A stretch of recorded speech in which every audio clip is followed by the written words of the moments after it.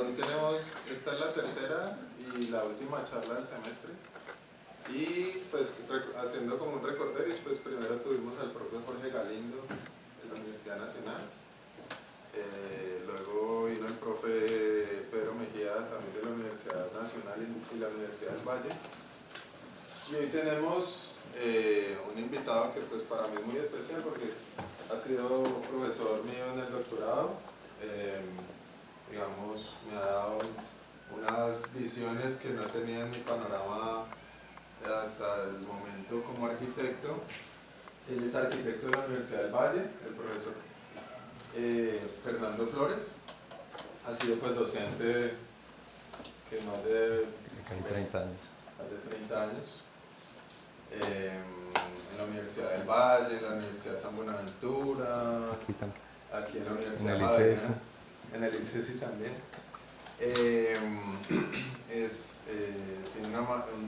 Tiene el doble pregrado en filosofía, también en la Universidad del Valle, y la maestría en filosofía, ¿cierto? En arquitectura. En arquitectura y el doctorado en filosofía. En arquitectura. ¿En arquitectura? Yo pensé que era en filosofía. No, es que el título dice Doctor of Philosophy, pero es en la Universidad de Tulane, en Nueva Orleans. Entonces, pues lo que intentamos con estas charlas no es tanto que ustedes cambien, o también puede ser que cambien lo que estén planteando en su proyecto de grado en ese momento, pero es más ver otras visiones alrededor de la arquitectura y de lo que puede ser un proyecto y de la responsabilidad interesante de este momento de gestar las ideas que aparece pues, en este proceso formativo. Entonces pues le doy la palabra al profe Fernando y le agradezco de nuevo. Bueno, muchas gracias Harold por la invitación. Sí, bueno, yo hace rato no estaba aquí en esta universidad y me siento pues, contento de compartir con ustedes, porque es un poco como poner las ideas en voz alta, ¿no? Pues pensando un poco en la invitación que me hace Harold, dije, bueno, ¿y cómo podría ser esta charla con ustedes? Porque más que decirles esto o aquello, es como a partir de ustedes, de lo que ustedes tienen en sus proyectos. ¿Ellos son de qué semestre? Ellos están octavo, ya están remaduros. Aquí son 9 semestres. Y están trabajando en la propuesta. La propuesta para el desarrollo de la tesis. Claro, entonces, no, excelente. Porque justamente, pues yo tengo muchas anécdotas. Uno cuando ya tiene 60 años, ya ha acumulado muchas cosas, ¿no? Además de la teoría, pues la práctica. Entonces yo recuerdo, por ejemplo, siendo estudiante, alrededor de que yo estaría en un cuarto o quinto semestre, algo así. Recuerdo anécdotas, por ejemplo, uno de mis colegas viendo una revista en la biblioteca en San Fernando y evidentemente vi que su proyecto era muy parecido al que él estaba presentando, el de la revista y el que estaba presentando. O sea, mis intereses teóricos provienen de esas experiencias. O sea, ver a un estudiante con una revista, ver su proyecto y decirle, pero es que tu proyecto es muy parecido al de esta revista. Y me dijo, pues es que uno tiene que ayudarse. Entonces yo dije, esa es una anécdota. La otra, recuerdo otro colega que estaba viendo algunos libros y él, sin tapujos, me dijo, es que yo quiero ser el próximo Le Corbusier de la arquitectura. Entonces, yo vi dos casos completamente extremos. O sea, una persona que en ese momento, entre paréntesis, descaradamente, es un adjetivo que yo en ese momento puse, no ahora, estaba copiando un proyecto. Y en el otro extremo, una persona que estaba pensando en ser el próximo Le Corbusier. Esos son dos ejemplos. Y el tercero fui yo.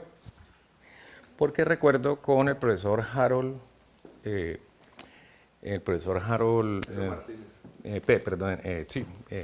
Harold Martínez, trabajé un semestre con él, eso sería séptimo semestre, recuerdo.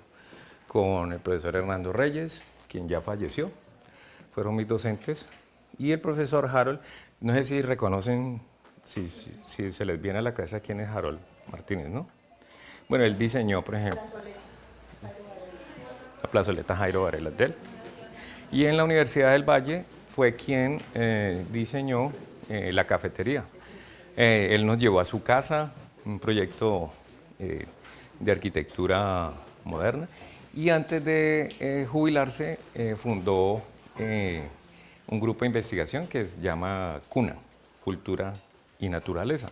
Al final de sus días, al final de su carrera, su preocupación fue más en la línea naturaleza-cultura, ¿no? Hizo la maestría en filosofía, de hecho. Entonces, ese profesor, durante ese taller, recuerdo que yo trabajaba con un colega que hoy vive en Canadá, trabaja allá. Hicimos un proyecto y pues no sé de dónde me salió, yo empecé a usar metáforas y analogías. Esa es la tercera anécdota, ¿sí? O sea, la tercera, digamos, persona. De hecho, yo publiqué un texto en esa revista, la San Buenaventura, sí, un texto donde hablaba de 4 categorías. La primera es la copia vil y la sencilla, pues la plana, que la gente toma un proyecto y lo copia, pues, digamos, con pocos cambios. Otra categoría es la de adoptar algo y adaptarlo, ¿sí? La otra es la ecléctica y la última es la analógica. Ustedes adivinen cómo sería eso respecto a mis colegas. El primero sería el que dijo, el que yo le vi el proyecto, eso es una copia. El último sería la que yo, de manera, digamos, naif, ingenua, intuitivamente yo diría, lo hacía. Porque yo era capaz en el proyecto, de hecho fue un proyecto que fue pues, presentado y fue el mejor proyecto del semestre. Y recuerdo que, por ejemplo, yo hablaba del templo de la salsa. Era usando el concepto de basílica, pero para un rumbeadero en Juanchito. Y bueno, otras cosas allí que no viene al caso señalar. Pero evidentemente eran metáforas y analogías. Entonces, digamos que eso intuitivamente a mí me dejó muy, muy marcado. Ver a un colega que quería ser completamente original, como Le Corbusier. A propósito, yo no creo en la originalidad. Ex nihilo nihil fit, decían los latinos. De la nada no surge absolutamente nada. O sea, si uno no tiene experiencias, vivencias, proyectos en la cabeza, si uno no lee edificios, si uno no lee, uno no tiene con qué trabajar, ¿sí? Siempre se requiere, digamos, esos conocimientos, esas referencias previas. Sin eso no se puede hacer nada. Entonces, digamos que ese texto que les digo recoge un poco esa experiencia. Sin embargo, antes de eso, yo me vi obligado, a raíz de esas preocupaciones filosóficas, estudiar filosofía. Porque, por ejemplo, encontrarme con el tema, por ejemplo, de la tipología. Yo, la verdad, teóricamente, los profesores hablaban de eso, pero yo no entendía a qué se referían exactamente. O sea, los arquitectos normalmente hablan de teorías, pero nunca muestran lo que subyace o lo que está detrás, lo que sucede tras bambalinas de esas teorías. Y yo me di cuenta que en efecto, o sea, era una intuición, ¿no? Que en efecto siempre tras esas teorías hay un pensamiento detrás. Esto es algo que a mí se me ocurrió en la Universidad de Tulane cuando estaba haciendo la maestría con un profesor. Quedé con la idea súper clara, pues para mí, de que detrás de o sea, los arquitectos usamos teorías, pero nunca hablamos de la filosofía que hay detrás de ella. Y eso sucede, por ejemplo, con las tipologías. O, por ejemplo, cuando uno ve a Le Corbusier, cuando habla de sus 5 principios de arquitectura. O más atrás, por ejemplo, cuando uno ve a Perrault, Claude Perrault, no sé si lo identifican, del siglo XVII, barroco francés. Cuando uno ve su teoría, uno dice, bueno, ¿qué hay detrás? Pues ahí está Descartes. O uno ve, por ejemplo, a Lugière, no sé si lo identifican. Igualmente uno dice, pues, ¿quién está ahí? Pues Rousseau. O, por ejemplo, uno escucha a Crisóstomo, Antoine Crisóstomo, me fue el apellido, el que está asociado con el de las tipologías. Antoine Crisóstomo, de Quincy. De Quincy, la teoría que está detrás trabajando es los sintéticos a priori de Kant. Entonces, no sé si me explico en el punto. El asunto es que uno identificar esto toma mucho tiempo y mucha filosofía. La pregunta que yo les haría a ustedes es si para ustedes eso tiene sentido, dicho de esta forma, como lo he dicho de manera tan breve. Si ustedes cuando están trabajando intuyen esa necesidad de, al menos de tener una teoría para trabajar con ella. Porque les digo que de verdad es frustrante, yo cuento mis anécdotas de estudiante, porque eso fue lo que a mí me alimentó, me animó a abordarlo filosóficamente. Por ejemplo, un profesor que te está dictando un taller y te está corrigiendo, te está diciendo cosas, pero nunca señala lo que está detrás. O sea, para mí sería más sencillo si a mí me van a enseñar ajedrez, que me digan, mire, esto es un tablero 8×8, ¿cierto? La reina va en el blanco y cada pieza se mueve de esta manera, ¿cierto? Es decir, que te digan cuáles son las reglas, porque uno teniendo las reglas claras, uno con el profesor puede desempeñarse mejor, es decir, uno juega el juego, ¿sí me explico? No vaya a ser que uno esté jugando, qué sé yo, ajedrez y estar pensando que está jugando parqués, por decir alguna cosa, ¿no? Entonces, eso es, digamos, lo que personalmente a mí me ha motivado, ¿no? Porque de verdad que ver un profesor que te está corrigiendo, que te está diciendo esto no es así, pero no te dice cuáles son las reglas, es muy frustrante. Ese es digamos, con lo que me gustaría empezar y esperaría que más que pararme yo aquí a hablar con ustedes de esto en detalle, es que ustedes me hagan preguntas o que me comenten, yo les puedo preguntar a ustedes cómo trabajan con sus propuestas. O por ejemplo esas 4 categorías que les mencioné, la vil copia, entre comillas vil, la adopción-adaptación, eclecticismo o la analógica.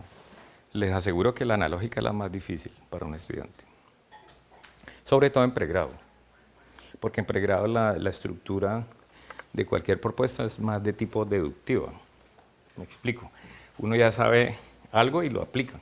Eso es lo que a un estudiante de pregrado se le exige. No tienen por qué, digamos, superar ese nivel, porque el de la inducción es más de la maestría y el de la abducción es más de un doctorado, como el que tú estás haciendo, ¿sí? Eso es, y a veces hay equívocos respecto a eso. Me explico, un profesor, un estudiante es de pregrado y le están exigiendo como si fuera de maestría y al de maestría como si fuera de doctorado. Y eso es completamente, eso no es pedagógico, o sea, realmente no es paidético, no es formativo. Entonces, yo la pregunta que les haría es esa, ustedes como, porque hay muchas más cosas que les podría comentar, pero quiero ir por partes, por lo menos agotar primero esa primera parte. ¿Quién se aventura? Usted que siempre ¿El que siempre habla? ¿Cómo se llama? Juan Felipe, que es Juan David. Juan Felipe David. Ya. Le dije Juan David el apellido. Juan David. No, profe, pues, o sea, estoy súper, me parece súper chévere todo lo que estás diciendo, ¿sí? Y pues, ahorita lo que decías, ¿sí? Muchas veces a uno se le exige, como si uno ya piensa, como, obviamente, donde está puertas de ser arquitecto, ¿sí? Pero, no falta, pero para mí ha sido muy complicado, por ejemplo, entender y buscar una teoría cómo se relaciona con la arquitectura. Listo, fácil. Los 5 principios de Le Corbusier, eso es un poco más sencillo como de digerir a la arquitectura, pero por ejemplo relacionar otras cosas con las cosas, ¿sí? Entonces, o sea, es la necesidad como de tener teoría. Eso me parece súper interesante. O sea, Vale, buen punto. ¿Quieres que lo desarrolle? por favor. Súper. Bueno, entonces, ese punto que está comentando Felipe, ¿no? Que está comentando Felipe es crucial. Porque aquí ustedes se la juegan todas. O sea, a veces hay la creencia de que, por favor, puede cerrar la puerta. Hay la creencia en arquitectura que uno puede trabajar sin teoría. Teoreinen, en griego. Teoreinen es el espectador, es el que tiene la perspectiva de lo que está viendo.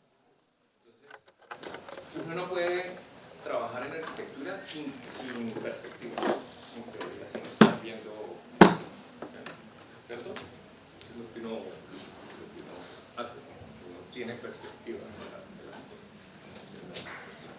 La cuestión es esa. Si ustedes van a trabajar con una teoría, ¿de dónde proviene esa teoría? Puede venir de mi cabeza, de la nada. Recuerden lo que les dije al principio, es ni hilo ni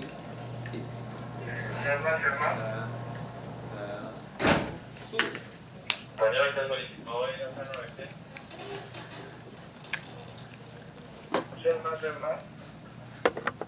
Aquí ellos están leyendo de la primera. ¿Cierto? O sea, no puede ser. O sea, eso lo digo de forma radical. O sea, es radical lo que acabo de decir. Uno no puede hacer nada sin...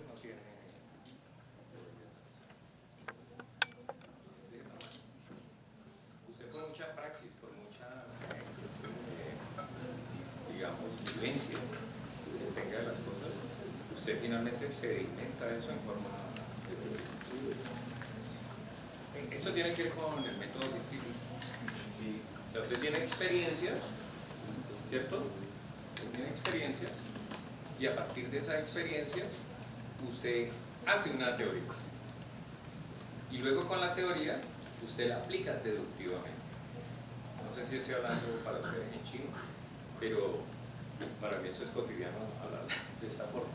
Pero es que si usted, por ejemplo, se encuentra con un cisne blanco y otro cisne blanco y otro cisne que es blanco, la naturaleza nuestra está hecha para decir que todos los cisnes son blancos. ¿Cómo entiende eso?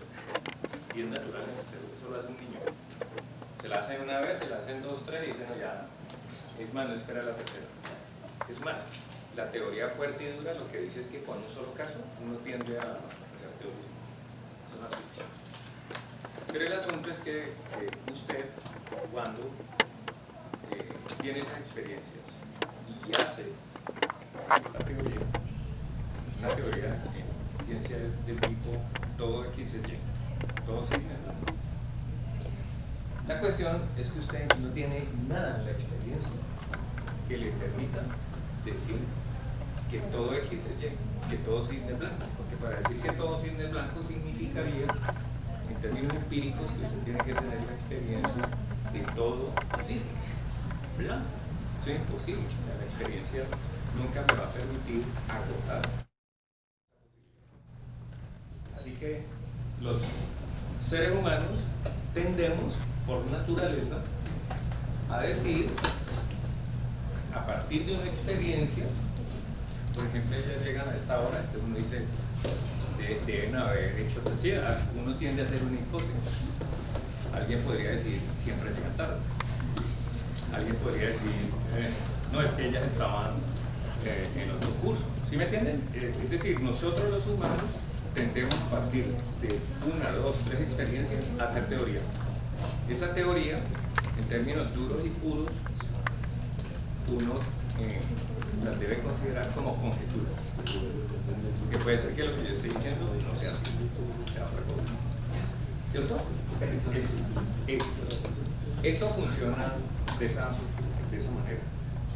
El asunto es que nosotros hacemos necesariamente teoría a partir de la experiencia, cualquiera de ellas sea. Así sea incluso una experiencia. Si usted se mete en un taller al comienzo de la carrera con un profesor y le gusta cómo trabaja, usted va a tender probablemente de ahí en adelante a seguir trabajando así. Esa es la cuestión también que sucede con la teoría para el proyecto de arquitectura. Ustedes ya deben tener matrimonios por allí teóricos, ya deben decir que con este profesor o este arquitecto, ¿sí? o tal cosa, uno tiende a eso, ¿ya? Y se puede quedar así durante toda su existencia como arquitecto. Hay manías, los arquitectos también tenemos manías.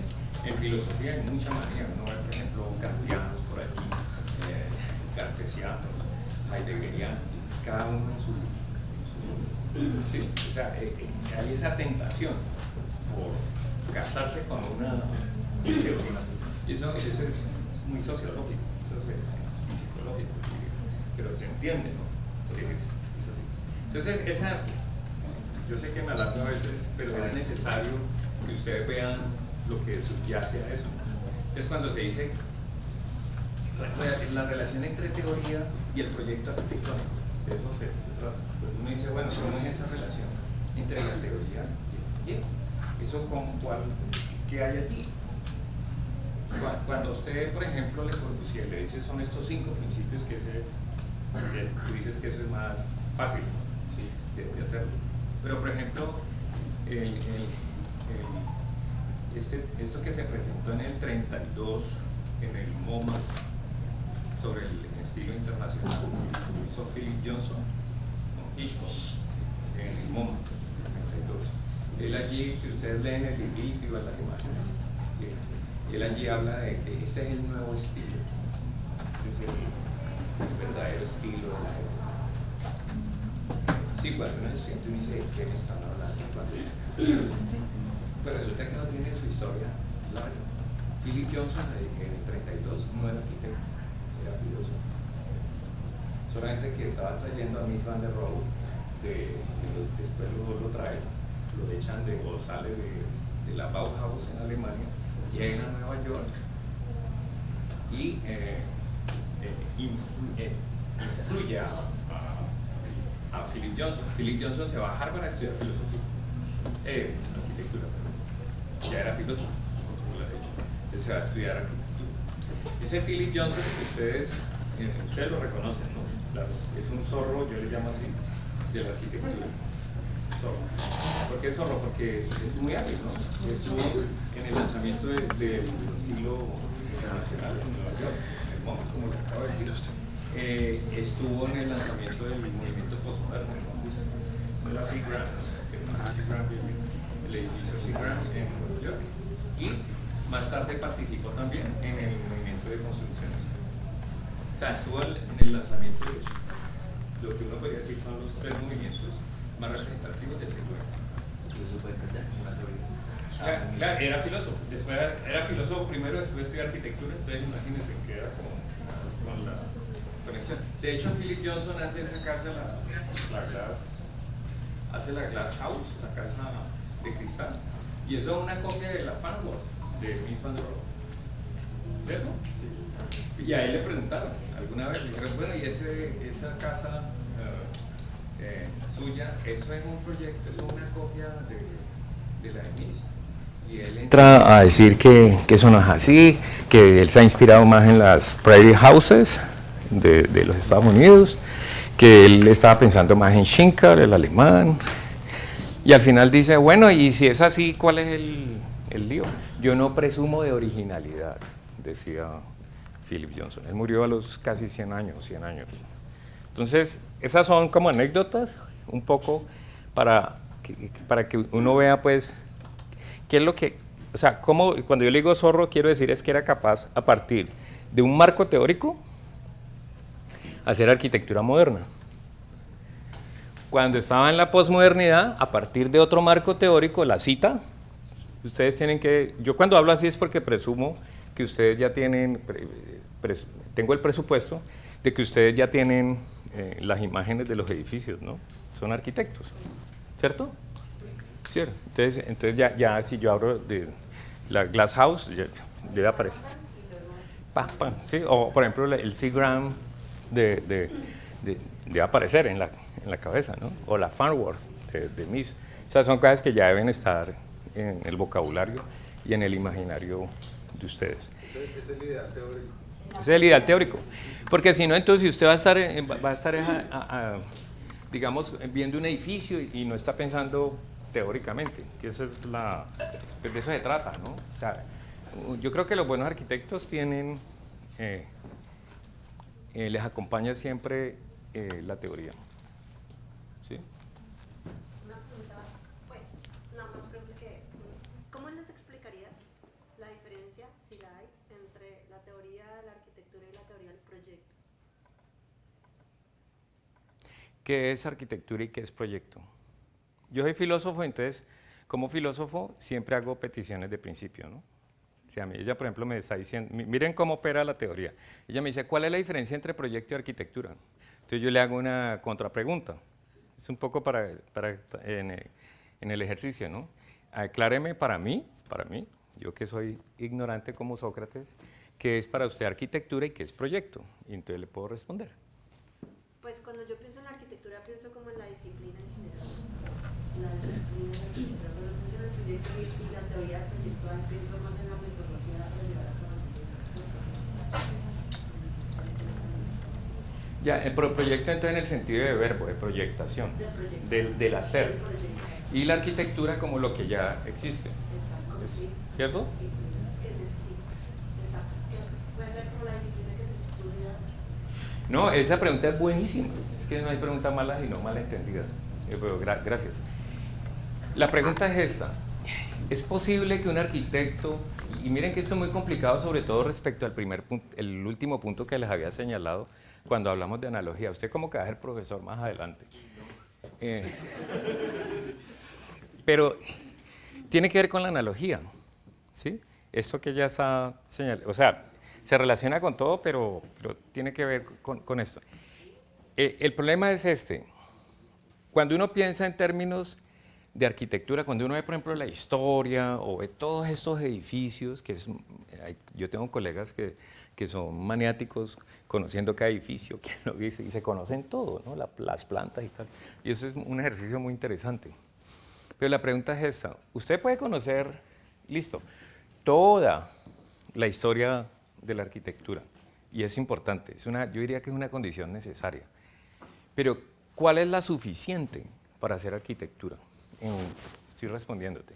O sea, cuando uno está en la proyectación, cuando uno está haciendo eso, ¿de qué le sirve conocer todo tener ese bagaje?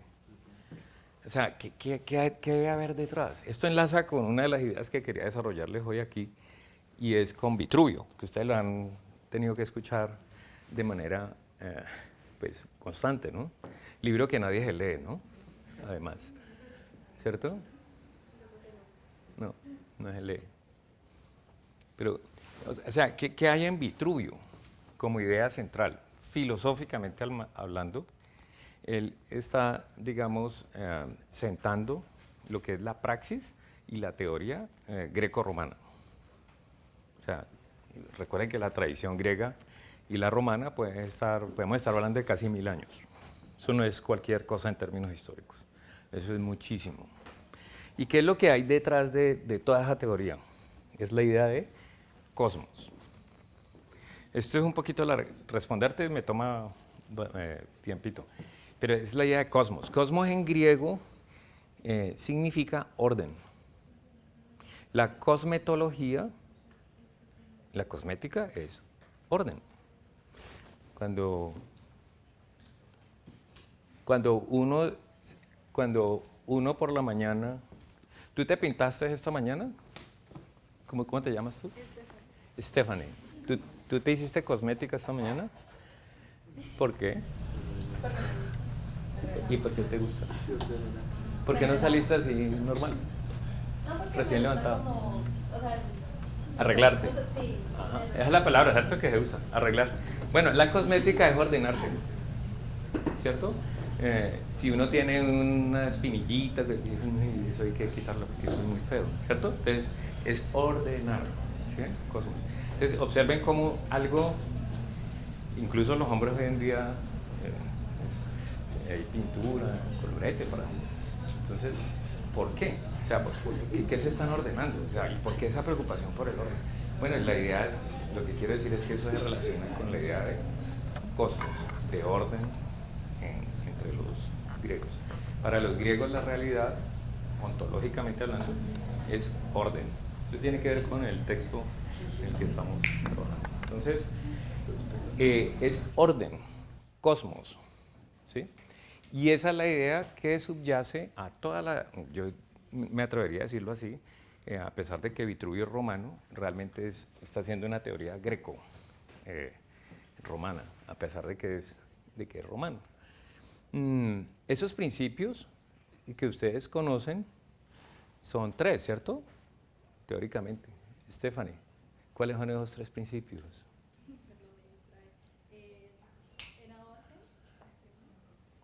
Son 3. ¿Lo puedes decir en latín o en español? No, pero es para Stephanie. Firmita, sutil. No, es para Stephanie. Firmeza, No, es para Stephanie. No, es firmitas, utilitas y venustas. ¿Eso cómo se traduce, Stephanie?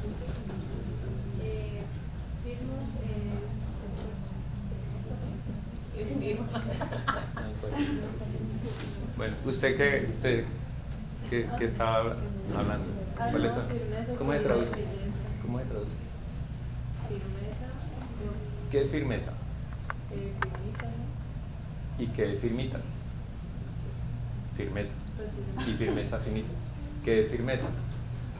La resistencia que tenga, pues que sea resistente. Vamos con el profesor de salón. Felipe. Firmitas, utilitas, venustas. ¿Qué son? Ok. Venustras es la belleza Venustas. del edificio. Utilitas es la función del edificio, ¿sí? O sea, la utilidad de este. Y firmitas es la firmeza, que es la estructura, por lo que lo pone. Bueno,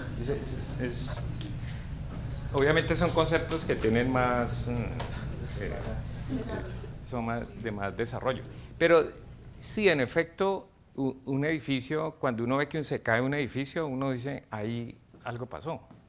Recuerden que en la primera página de este texto de Vitruvio, la primera, él está mencionando que el arquitecto, ojo, no es que tenga que ser arquitecto, filósofo, sociólogo, político, médico, qué sé yo. O sea, que conozca cada una de esas carreras, eso es imposible.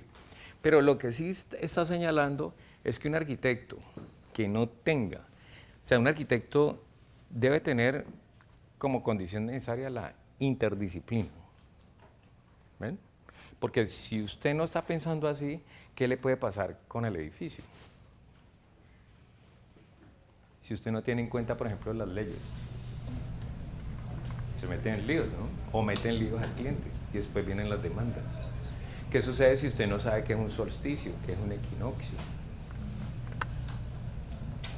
Si no sabe qué es la precesión, esa siempre la dejamos de lado. ¿Saben qué es la precesión?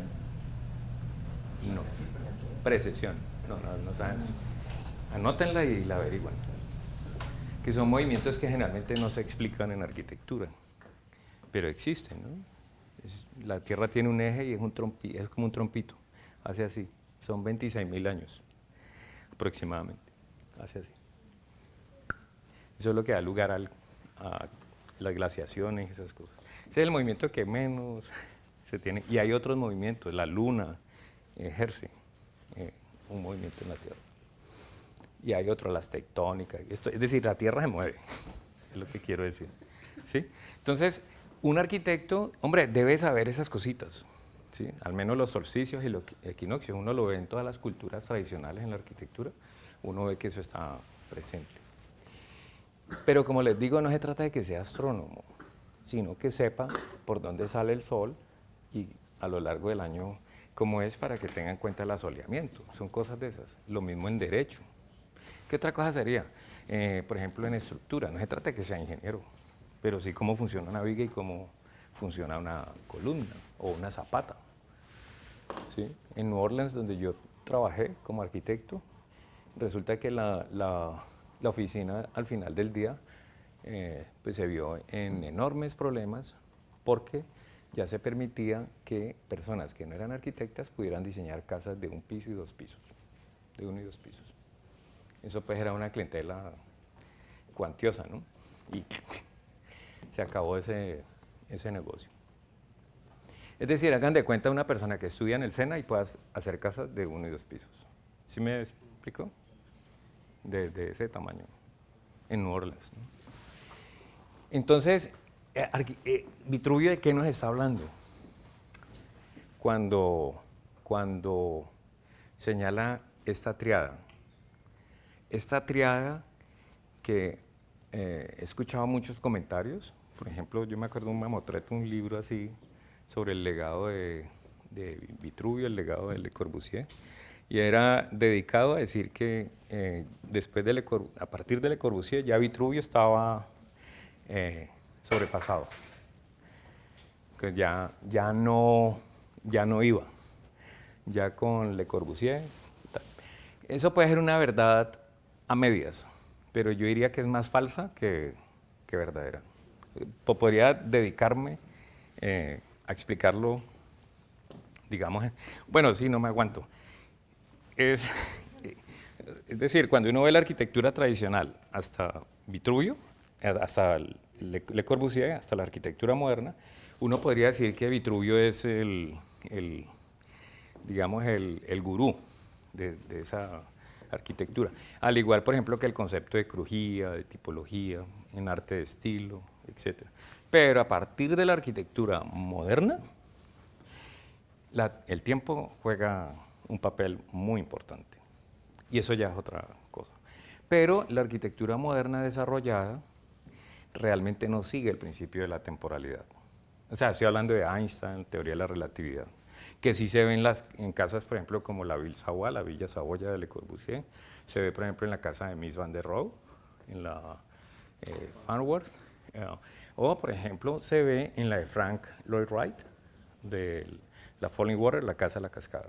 Esas son casas que representan el tiempo en arquitectura, y eso es moderno. ¿Ya? Así que, si usted se busca crujías en estos 3 ejemplos que les estoy señalando, y esto es muy común en teoría. Aquí voy hablando de la proyectación. Sino que es complicado. O sea, la respuesta no es complicada. Además de ser complicada, yo diría es compleja. ¿Vale? Por eso lo digo así. Miren, lo he escuchado 1 y 2 veces, y 3 veces y 1000 veces. Hablando de este tipo de arquitectura moderna, estoy hablando de estos edificios, ¿no? Porque hay otra arquitectura que es moderna y sin embargo usted encuentra crujías. Pero es moderna a medias, porque realmente la arquitectura moderna se ve ejemplificada, estoy hablando paradigmáticamente, ¿no? En términos de Thomas Kuhn, usted que le gusta la teoría, ¿no? De Thomas Kuhn, la estructura de las revoluciones científicas. Ese es el texto, hay que leerlo. Y cualquier persona de ustedes que esté interesada en la teoría pueden hacerlo, ¿cierto? Entonces,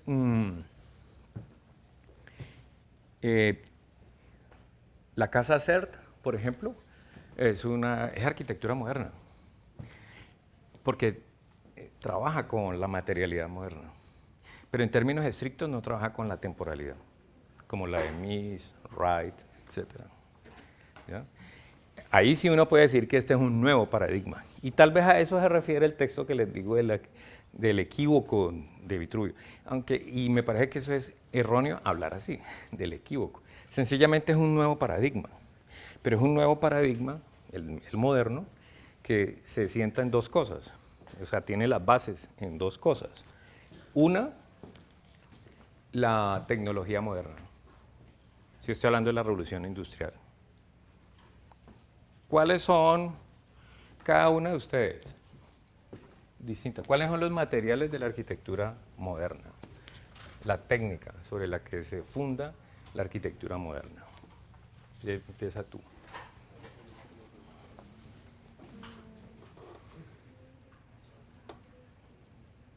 No, tú.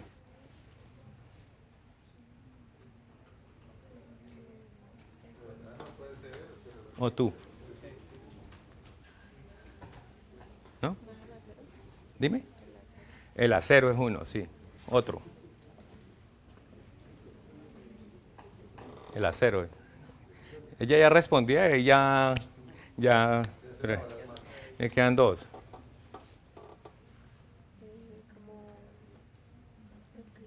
El cristal, muy bien, sí. ¿Y tú? A ustedes la pusieron más difícil, ayer empecé con usted. Acero, cristal y el más fácil.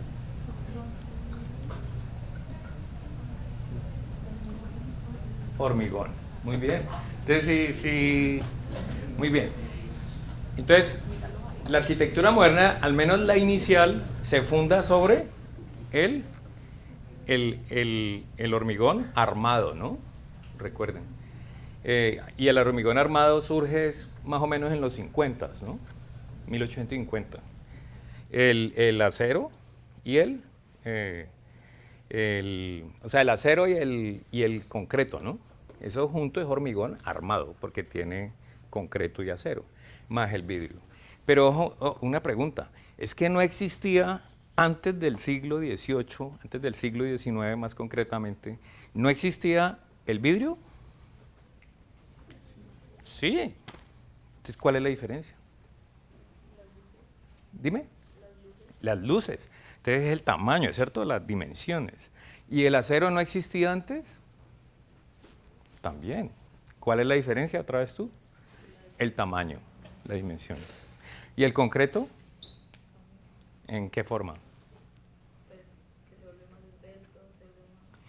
El concreto exactamente no es que existiera, ¿no? Pero sí existía, por ejemplo, la puzolana. Los romanos usaban puzolana, ¿recuerdan? De puzol. Esa ceniza volcánica, la revolvían. Y eso era, pues, no vamos a hacer juicios morales, pero sí, era, o sea, los edificios están allí, ¿cierto? Pero no o sea, recuerden que si uno va a trabajar con puzolana, pues tiene que ir a Puzol. En cambio, el concreto literalmente se puede producir en cualquier lado del mundo, ¿cierto? Entonces, dimensiones es la clave, ¿no? Y en el caso del concreto, pero esa es la materialidad y la técnica, ¿no? Entonces, recuerden que el concreto no es, o sea, uno metafóricamente puede decir que el concreto es piedra, es una piedra. Cuando eso se endurece, eso es como una piedra. Entonces, yo sé que me he extendido bastante, pero es importante para ustedes, digamos, tener esto presente. Es esa tecnología.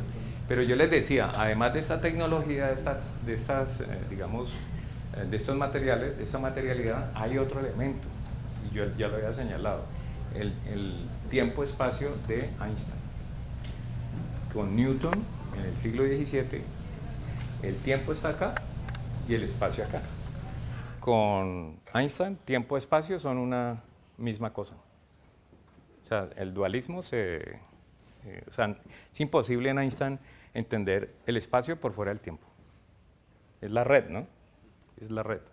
Por eso esas paradojas de que usted dice, no, yo me voy a, qué sé yo, a 5.000 millones de años luz y viajo, ¿no?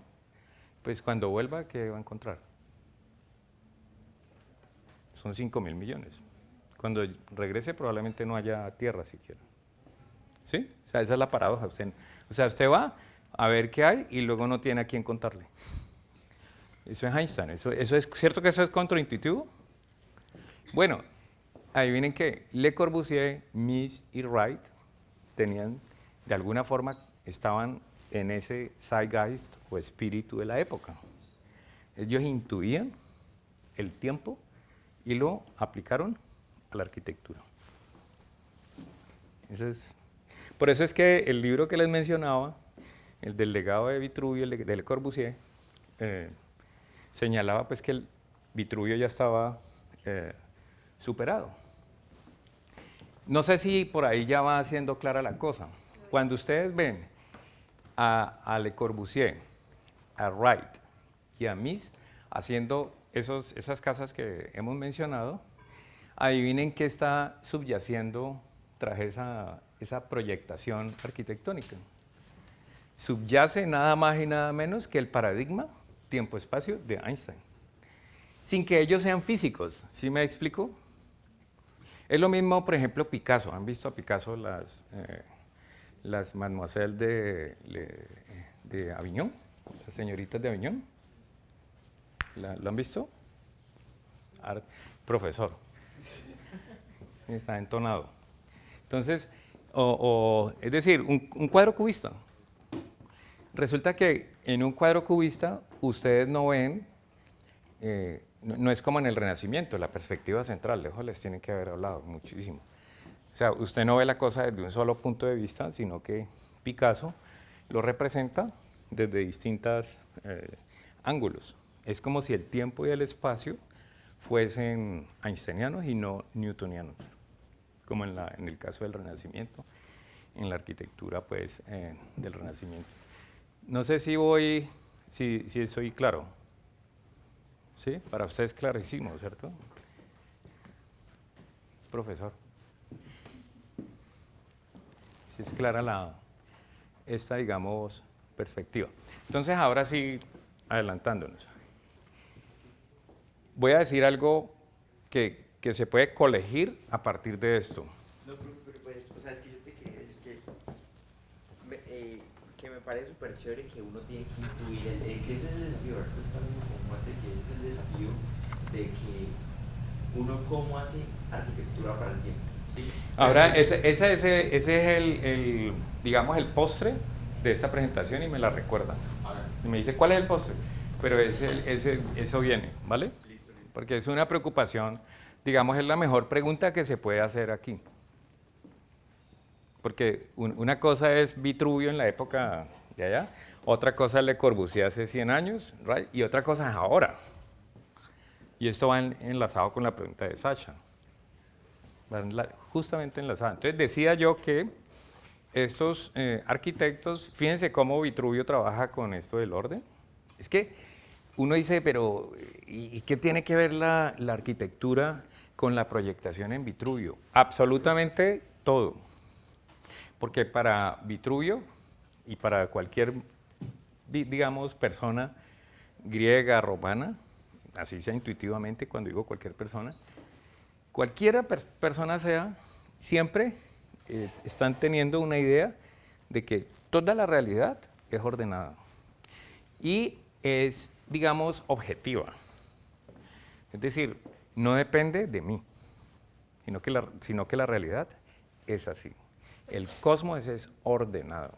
Por eso, cuando ustedes ven el hombre vitruviano de Leonardo, lo han visto, ¿no?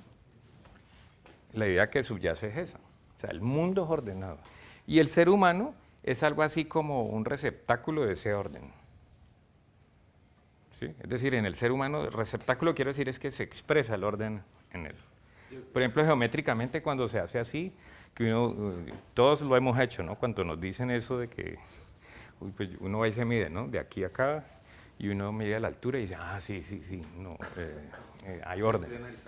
No, El problema del canon, ¿no? Me parece interesante y como una pregunta general, si pensamos que la naturaleza es ordenada, que parecería ser como dos mundos aparte, ¿no? El orden desde la racionalidad humana, etc.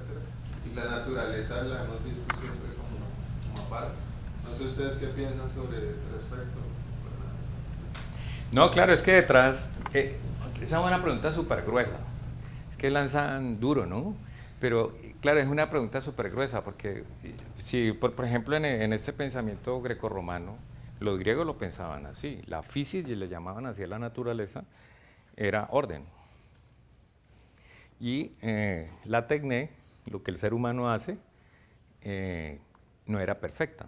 Pero no era perfecta, la razón técnica que hay detrás, filosóficamente hablando, es que la naturaleza tiene la razón de ser en ella misma. O sea, acaece necesariamente, así como ella acaece. En cambio, las cosas que los seres humanos hacemos son contingentes, ¿sí? Es decir, para ellos había una separación entre lo que el ser humano hace y lo que la naturaleza hace.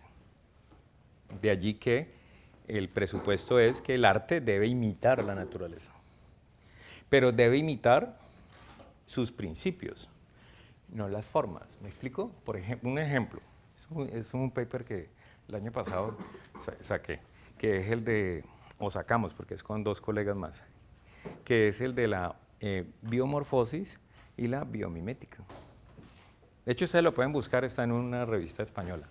Se llama, es una revista que se llama Memoria y Civilización, y el texto es más allá de la forma, de la biomorfosis a la biomimesis, y es en arquitectura.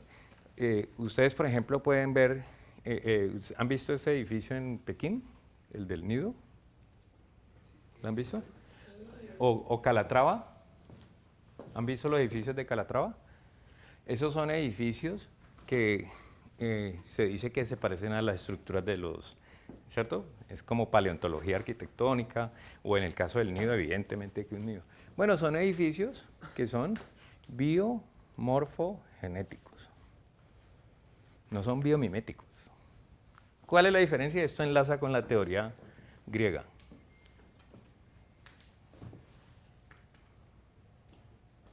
Una cosa es que un edificio se parezca a un nido y otra cosa es que opere como un nido.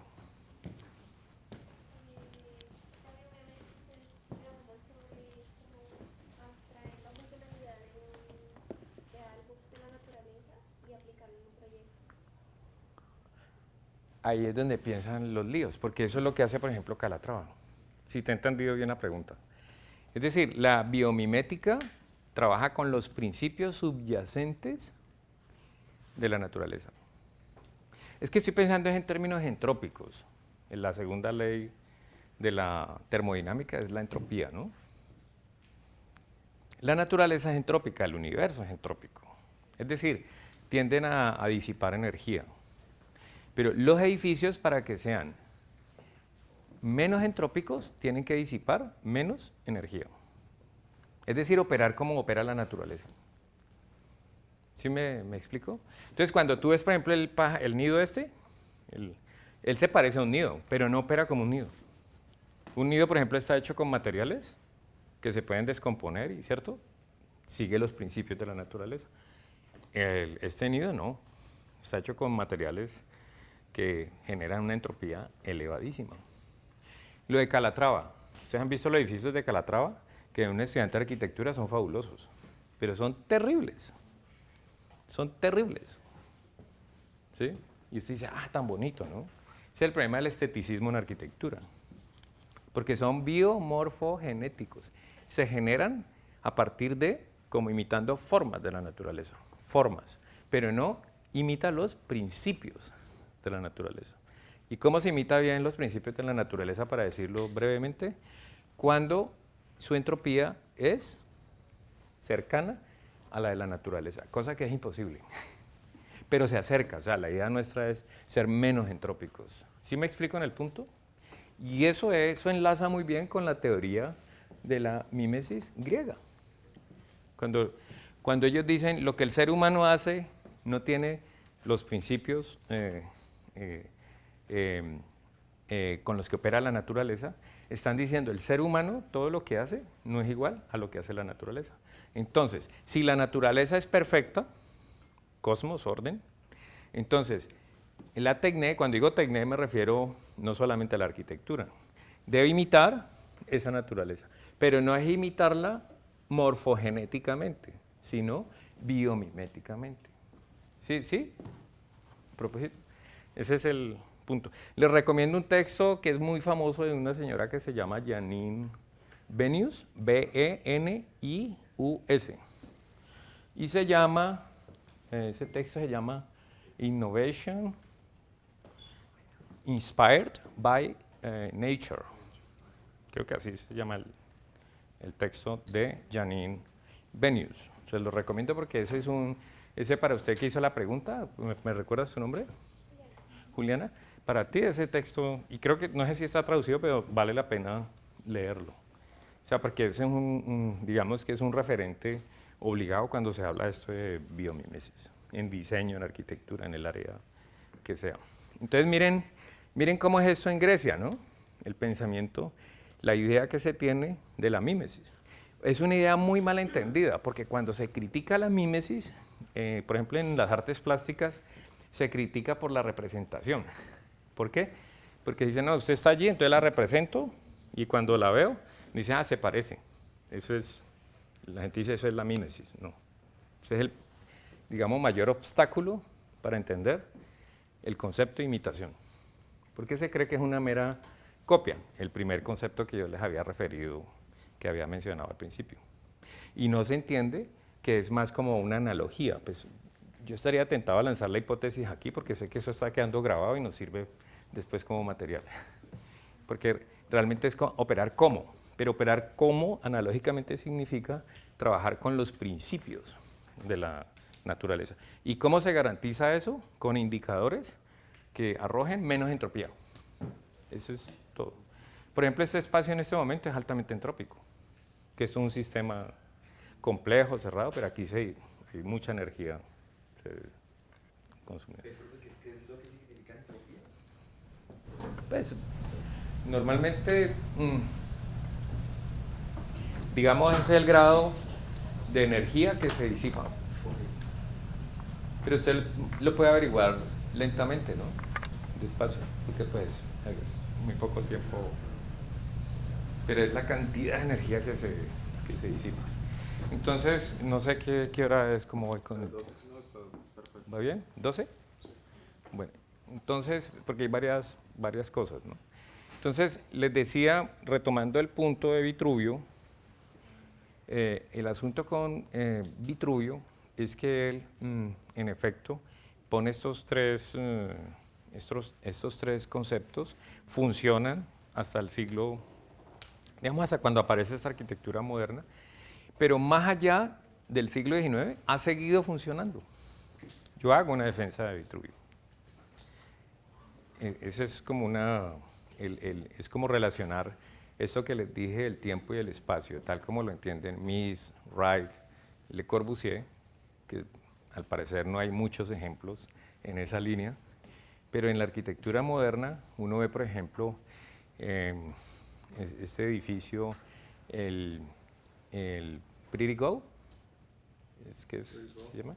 De Masaki, que eso fue en la foto que aparece de Jenks en la arquitectura postmoderna, el lenguaje de la arquitectura postmoderna.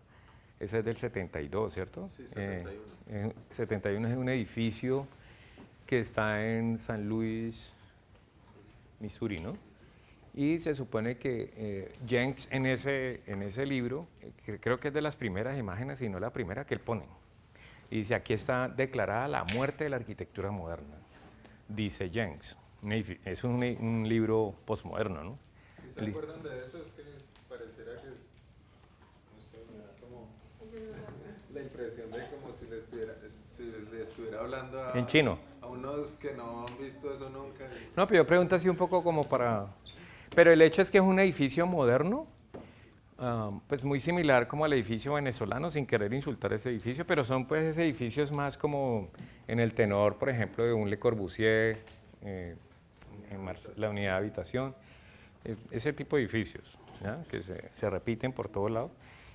Y se supone que es un edificio pues que es, según Jenks, que es el fracaso de la arquitectura moderna. Pero pues claro, son edificios que, al igual que Le Corbusier, intentaron resolver el problema de vivienda, algo muy urgente, sobre todo en la época de posguerra. Se requería pues hacer edificios a gran escala, pues que pudiera recibir mucha gente. Es moderno, ¿no? Pero me parece que Jenks se adelantó muchísimo a declarar la muerte de la arquitectura moderna. Yo les puedo dar razones para decirles por qué lo veo así, pero creo que definitivamente se le fue la mano al decir que ahí estaba declarada la muerte de la arquitectura moderna, porque, como les decía, para mí personalmente la arquitectura moderna ha seguido vigente, o sea, desde el principio, desde estos autores que les he mencionado, estos arquitectos, hasta ahora. Porque digamos, el paradigma en el que se han movido ha sido el paradigma tiempo-espacio. Y eso no ha pasado porque la técnica existe, sin embargo es la técnica, los materiales, yo los considero una condición necesaria, pero no suficiente. Es decir, los edificios que no trabajan con el paradigma tiempo y espacio no son 100% modernos. Son modernos en su técnica, en sus materiales, pero no son modernos en su espacialidad. Déjeme decirle que llevo más de 30 años con esto y ya uno llega un momento en que va consolidando las ideas. Básicamente a eso se refiere Hitchcock con el famoso espacio fluido, ¿no? Que es como esa cuestión del espacio que se va... Claro, y era filósofo, entonces él con seguridad, a mí no me consta, pero con seguridad estaba empapado de las ideas de tiempo-espacio, por ejemplo en el cubismo, en la física, no, y también en la música dodecafónica, ¿sí? Schoenberg, por ejemplo en literatura, no sé si ustedes, Borges, si les suena Borges, pero por ejemplo Borges tiene un cuento fabuloso, el de Tlön, donde es un planeta donde solamente hay verbos, no hay sustantivos. Es decir, si solamente hay verbos y no sustantivos, significa que, si solamente hay verbos y no hay sustantivos, significa que solamente hay tiempo, no hay espacio. Entonces, está en una colección que se llama Ficciones. Se la recomiendo porque para los arquitectos nosotros es una mina, ¿no? Es lo máximo. Ahí, por ejemplo, está el cuento de Funes, que es de la memoria. Para la arquitectura la memoria es muy importante, y allí está también eso. Entonces, no sé si conoces el libro de Cristina Grau sobre, como que escribe sobre los cuentos de Borges y a través de la arquitectura. Claro, y es que Cristina Grau y como muchos otros lo que hacen es, o sea, Borges ha influido muchísimo, ¿no? Porque de verdad que conocía bastante la historia de la literatura, nunca le dieron premio Nobel. Sí. Pero realmente si uno quiere aprender de filosofía, en la literatura de Borges todo eso es filosofía. Él lo que hacía era como establecer ese nexo entre filosofía y literatura. Esa es su bondad, pero también es el problema, porque si no se tiene el trasfondo filosófico, hay cositas que se quedan así como pues, es la dificultad que yo le veo, ¿no? Pero también es lo bonito como luego filosofía, literatura, pero es posible ver a través de la comprensión espacial y sí, claro, y es que el cuento de Tlön que yo le señalo, imagínense en un planeta donde no hay espacio, no hay sustantivo, no hay verbos, no puede haber arquitectura, porque la arquitectura es espacialización del tiempo. Es un paper que estoy terminando y que estamos terminando. Ahí miren, yo no sé si se han dado cuenta, pero Fernando les está dando claves que pueden ir alimentando su marco teórico. Y es que el marco teórico no solamente es buscar los referentes de los edificios o de quien ha hecho temas como lo he visto, sino que es esto, precisamente. Es como este pensamiento lo voy de alguna forma goteando a mi proyecto o a la arquitectura misma que yo planteo. Ahí es importante escuchar a Fernando bajo esa lógica. Sí, imagínense ustedes, por ejemplo, siguiendo con lo de Borges para que no se nos quede en el tintero. Imagínense en ese planeta donde no existen sustantivos sino verbos. Entonces dice Borges, él es muy juguetón, ¿no? De muy buen sentido del humor. Él decía entonces por eso es que no había luna en ese planeta, no hay luna sino lunacer. O sea, para poder uno entender, relacionarse con la luna, entonces él dice, ahí es lunacer, es un verbo. Tiene que haber verbos. Porque no hay sustantivos. Entonces, la gracia, digamos, pericia, astucia, inteligencia de Borges se nota en ese tipo de cosas, ¿no? La cuestión es, uno cómo hace, o sea, debes persistir la pregunta, que es el hilo conductor de esta presentación aquí, es uno cómo hace para llevar esto a la arquitectura, esta teoría a la arquitectura, que es lo que tú señalas. Pero creo que hemos señalado varias cosas, ¿no? Por ejemplo, Vitruvio, arquitecto, pero con mucha teoría. Por eso lo escribí. Yo les mencioné estos otros autores, ¿no? Por ejemplo, Perrol, que está influenciado por Descartes. Charles Perrault, no Dominique Perrault. Claude Perrault. Claude. Ajá, Claude Perrault. Charles es el hermano. Claude Perrault. Sí, uno era escribía el otro. Entonces, Claude Perrault, él está influenciado, yo les decía, por Descartes. El de las meditaciones metafísicas, el del discurso del método, en el colegio, ¿recuerdan? El que reduce todo, digamos, el padre de la analítica filosófica moderna, ¿cierto? Bueno, Perrault hace exactamente el mismo movimiento, exactamente el mismo. Él dice, un momento, a propósito de los tratadistas del Renacimiento, ¿recuerdan? Alberti, Palladio, ¿sí? Esos son Vignola, esos tratadistas. Y todos eran, pues a partir del descubrimiento, recuerden, del texto de Vitruvio, ¿cierto? Estos tratadistas empiezan a imitar esa teoría, entonces sacan sus tratados. Y todos están más o menos adaptando a Vitruvio al Renacimiento. Pero ¿qué dice Perrault? Dice, un momento, es que dicen que son 8, que 9 cabezas, y cuando él se pone a revisar, dice, él no dice cuántas cabezas deben ser. De hecho, él sigue pensando, Perrault, en términos de proporción. Él no se sale de allí. Él sigue siendo, de alguna forma, sigue enmarcado por la tradición. Pero Perrault dice, lo que yo noto es que estos que dicen que hay unas proporciones y que se basan en el cuerpo, ese dice que tiene 7 cabezas, ese otro que 8, ese otro que 9, pónganse de acuerdo. ¿Cuál es al fin qué? Entonces él dice, eso es arbitrario. Ese es el concepto con el que él trabaja. Dice, es arbitrario. Por ende, no hay nada en la naturaleza que me informe cómo es que es para hacer la imitación. Así que él desecha todo eso. Y si ustedes ven la arquitectura de Claude Perrault, ustedes ven eso y ustedes dicen, pero un momento, es que esto es igual. Uno no ve la diferencia. Pero teóricamente sí está operando, Sasha, con esa teoría cartesiana. Y esto ya empieza a mostrar un cambio. Ojo con esta parte que voy a señalarles porque realmente es valiosa en términos filosóficos y teóricos, ¿vale? Es muy importante tener en cuenta esto. El pensamiento moderno va a empezar cada vez más a diferenciarse hasta que se llega, por ejemplo, en filosofía en Kant, o por ejemplo, Quatremer de Quincy, a los sintéticos a priori. Esto queda grabado, así que ustedes después pueden detallar cada cosita. Esto toma bastante tiempo, pues, cada pedacito, pero vale la pena que lo tengan allí. Cada vez se van a distanciar más de esa idea de que la realidad está allí afuera y es objetiva, y que solamente tengo que acomodarme a ella, ¿vale? Eso es lo que va a cambiar.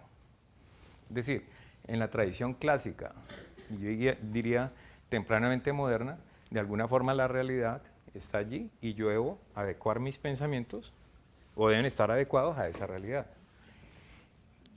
Con Kant, el que les acabé de señalar, el de la crítica de la razón pura, eso va a cambiar radicalmente.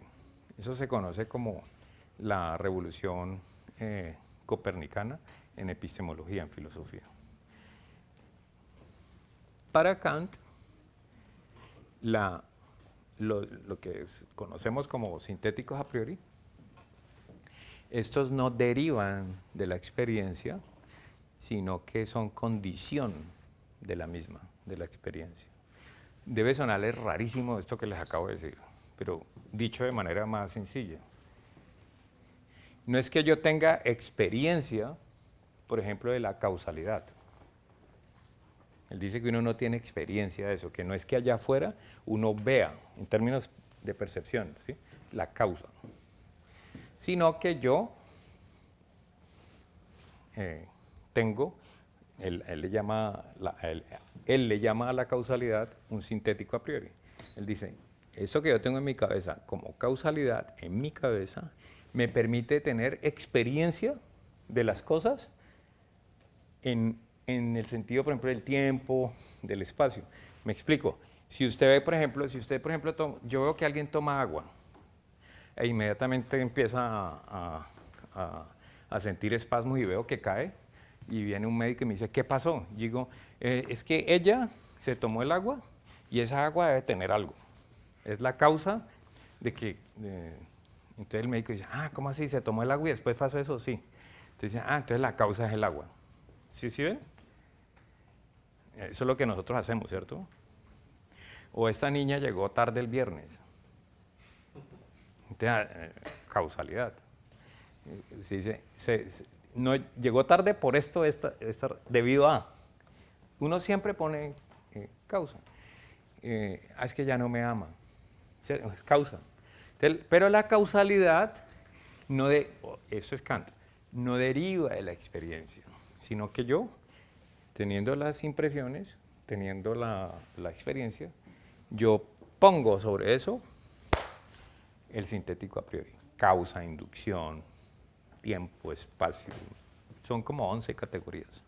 No viene el caso señalarlas, cada una de ellas. Pero sí me explico en eso, es decir, nosotros, de ahí viene el construccionismo, que también yo creo que es buen punto para la proyectación. Es decir, yo lo que hago es, con base en esos sintéticos a priori, moldear esa realidad. Es decir, yo construyo realidad. ¿Sí notan la diferencia? En el pensamiento tradicional, la realidad ya está hecha. Solamente tengo que acondicionarme a ella.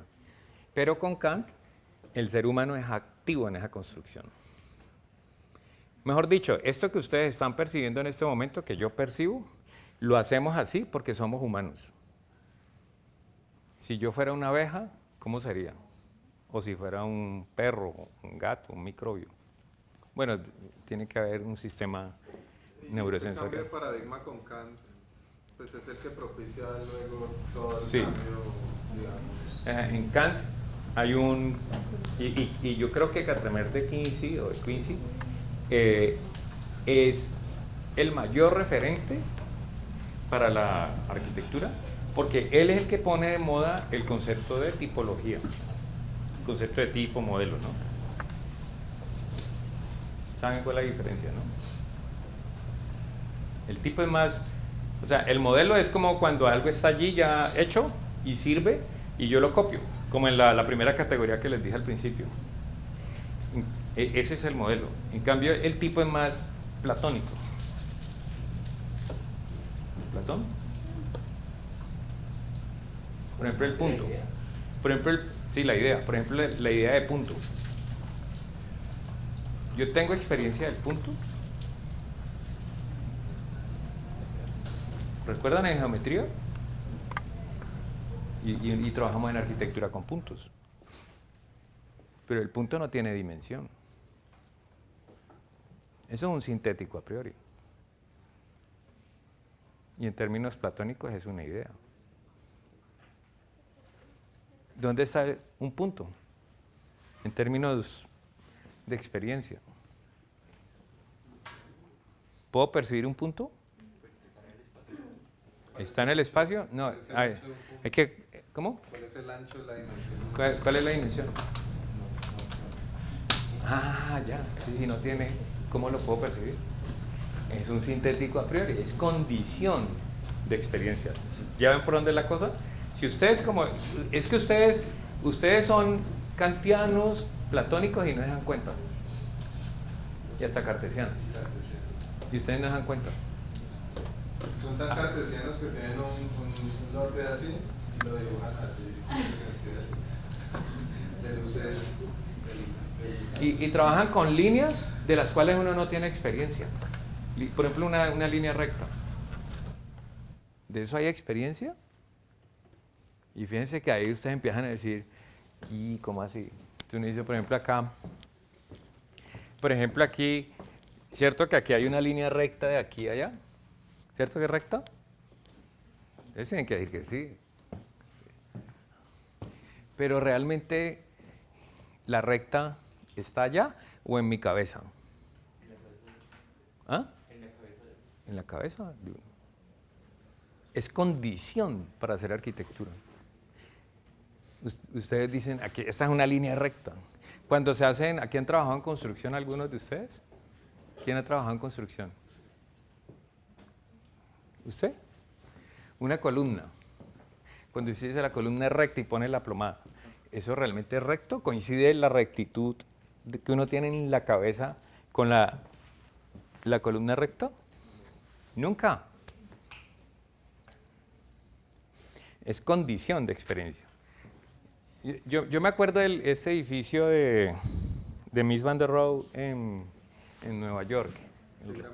El Seagram, me equivoqué ahorita con el nombre del otro, a propósito del de Philip Johnson, que me equivoqué en el nombre. Pero cuando uno ve el Seagram Building de Mies van der Rohe, yo me acuerdo de haber ido a Nueva York y haber visitado ese edificio, porque yo lo que quería era pararme allí abajo a ver en la esquina si la línea se veía, si era recta, pues. Y yo me hice así, y quieren que les diga una cosa, yo vi esa línea recta. Yo dije, eso es recto, o sea, es derechita. ¿Sí? Derechita. Y en esa época no había el Global Position System, estos láser, todo aquello. Y yo dije, esto es derecho. ¿Cómo lo hizo? ¿Cómo lo hicieron? Sin embargo, esa línea no es recta. No es la recta que uno tiene en la cabeza. ¿Me explico? ¿Por qué no? O sea, porque uno puede... Bueno, voy a poner uno más fácil para que la idea sea más fácil vivenciarla. Cuando uno compra una libra de arroz y alguien dice, no, yo compré una libra de arroz también. Esa libra de arroz de la señora y esta libra de arroz del señor, ¿realmente son iguales? ¿En dónde es igual? En mi cabeza. Yo digo, acá hay una libra de arroz y acá hay otra libra de arroz. Pero la pregunta es, allá, cuando tengo las dos bolsas de arroz, ¿realmente aquí hay una libra de arroz y aquí hay otra libra de arroz? O un litro de agua y otro litro de agua. ¿Sí ven que uno opera con eso y no se da ni cuenta? Ese es el punto. Sí se entiende que es un concepto, ¿no? El litro, el metro, la rectitud, no existen. O sea, allá una libra de arroz en mi cabeza. O anteriormente uno iba al supermercado y le decían la libra de arroz y eso tiraban esa agujita así. Y la gente decía, sí, voy con una libra de arroz. Nunca. Imaginen el robo hormiga que hay ahí, quitándole tantas cucharitas. Esto yo sé que a ustedes les puede sonar distante, pero la verdad es que a mí me llama poderosamente la arquitectura, la atención en arquitectura, como cuando alguien está diseñando, es cartesiano porque hace plantas, hace cortes, incluso hace perspectivas del Renacimiento. Esos son modelos de representación viejísimos. Porque, por ejemplo, las catedrales, por ejemplo, medievales, las góticas, eso no se hacía con esos procedimientos. Y ahí están. son modelos de representación. Y resulta que uno nunca, en términos perceptuales, ustedes nunca ven una fachada.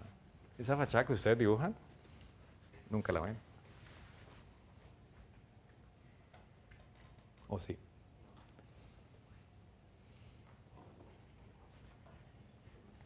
Siempre la tienen que ver deformada.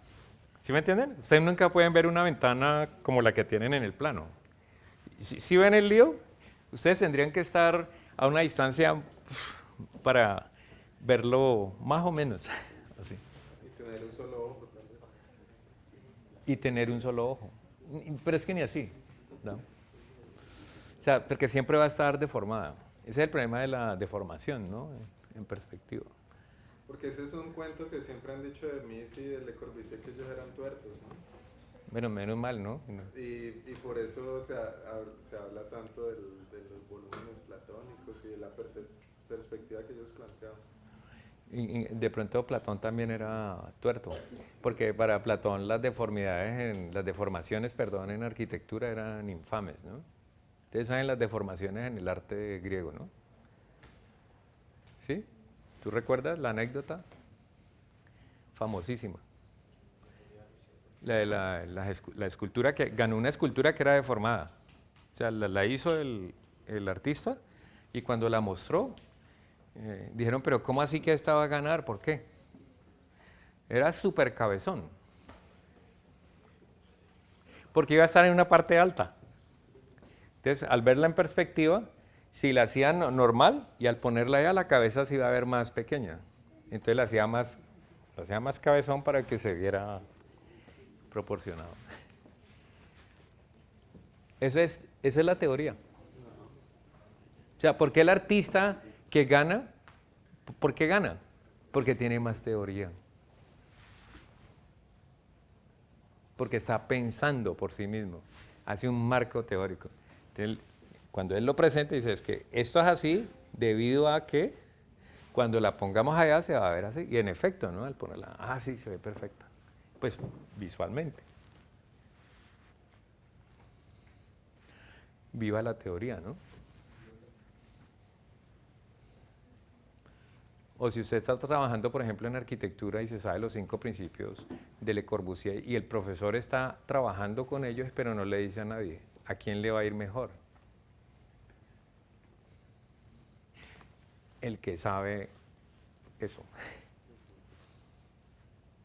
Lo digo porque a mí me sucedió con un profesor. Y este profesor trabaja con los 5 principios de Le Corbusier y no lo dice. Entonces empecemos a trabajar con eso. Está muy bien, decía. Y los demás decían que por qué. Y como uno es estudiante, uno es malvado, uno no le daba el secreto a los demás para tener la nota más alta. Pues eso es de un muchacho, ¿no? 23 años, uno es egoísta. Contrario a lo que estoy haciendo aquí, que está uno diciéndolo todo.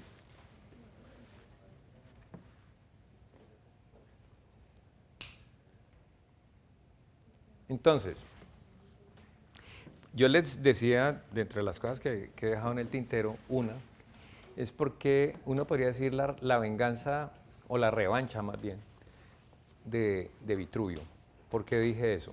¿O por qué yo diría eso? O sea, ¿por qué Vitruvio, a pesar del libro que les señalé hace un rato, por qué yo diría que ha tenido su revancha ahora? Recuerden los 3 principios, la venustas, la utilitas y la firmas. ¿Por qué? Hay una que nos habla mucho de la dignidad de los edificios, porque un edificio público debería parecer eso, lo desarrolla más Alberti. Sino que eso es más abstracto, ¿no? Pero digamos, de Alberti, pongámoslo hasta ahora, o sea, ¿por qué Vitruvio, uno puede decir, sigue siendo vigente? ¿Por qué continúa vigente? Muchachos, me están preguntando, ¿no tienen opiniones al respecto? Ustedes recuerdan que la figura de Vitruvio es así con el ombligo en el centro, ¿no? O sea, el círculo, eso lo hace Leonardo. Yo le llamo el ombligo vitruviano, pues sí que es lo de Leonardo. ¿Por qué el ombligo vitruviano sigue vigente? ¿Por qué la revancha? Bueno, la idea es bien sencilla, pero miren que es teoría, pero es bien sencilla. Los edificios, independientemente de que sean griegos, que sean romanos, que estén en el medioevo, que estén en el Renacimiento, que estén en la colonia, que sean prehispánicos, pueden ser arquitectura prehispánica, que sea posmoderna, que sea deconstruccionista, que sea actual, la que sea. Vitruvio nunca ha pasado de moda, siempre ha estado presente allí. Y cuando digo Vitruvio es él, digamos, como representante o como una persona que que se atrevió a escribir ese... agüita. O sea, se atrevió a... No, déjalo así, tranquilo. Yo paso con saliva. Es que ya de tanto hablar se me...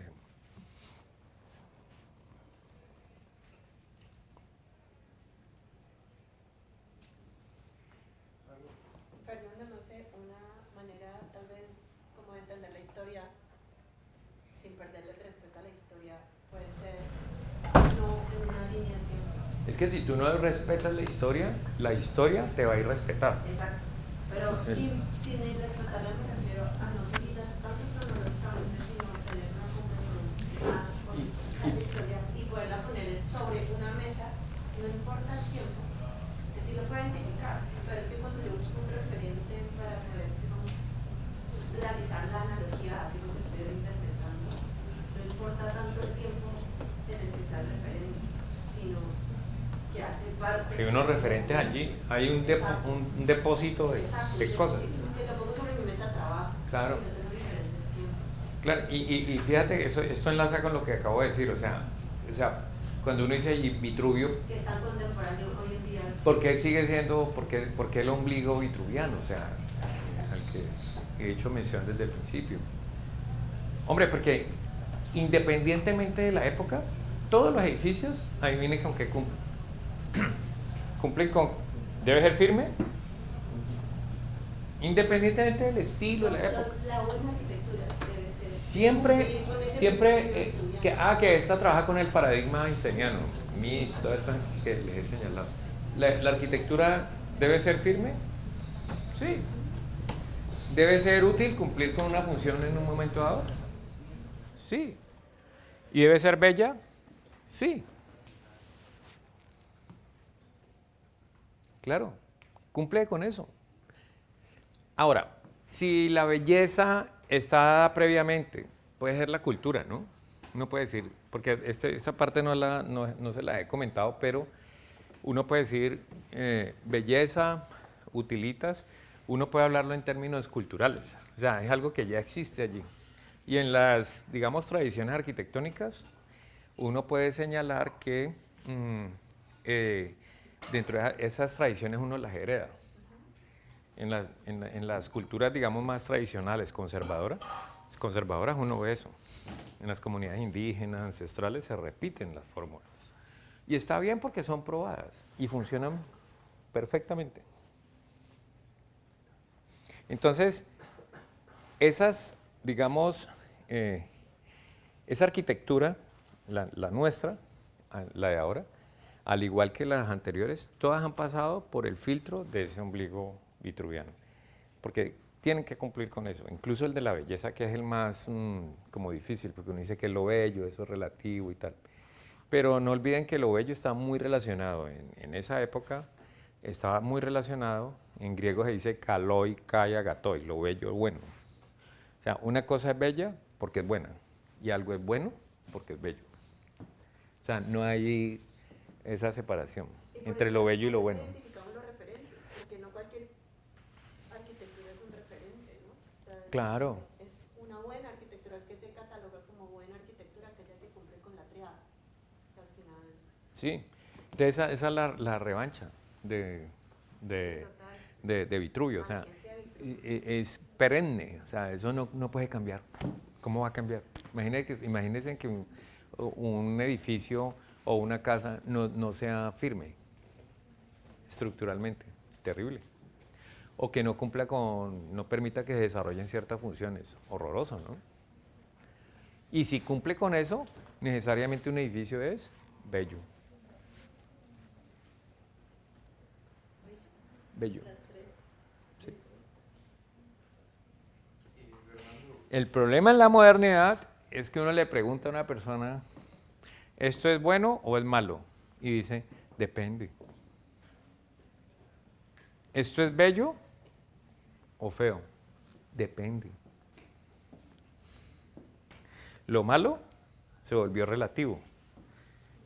La verdad, también. ¿Esto es verdadero o falso? Depende. Eso es muy moderno, ¿no? Pero generalmente esa posición tiene enormes dificultades a todo nivel. De la naturaleza, de volver al orden de la naturaleza. Ese es el postre, ¿no? Lo que pasa es que no sé la hora, estoy calculando. Ah, bueno, entonces rematemos con el postre. ¿Sí? ¿Sí? ¿Cuál es el postre? El del tiempo y la arquitectura. ¿Cómo hacer la arquitectura para el tiempo? Exacto. Bueno, entonces, un poco como el tiempo es breve, y son las unas que yo tengo una cosa que hacer ahorita y tengo que ir a prepararlo. Pero la cuestión es esta. Yo creo que es el remate, un buen remate para esta sesión. Si ustedes van a hacer arquitectura hoy, recuerden el ombligo vitruviano, ese no pasa. Pero, ¿cuál debería o cuál es la mayor preocupación actual a nivel proyectual?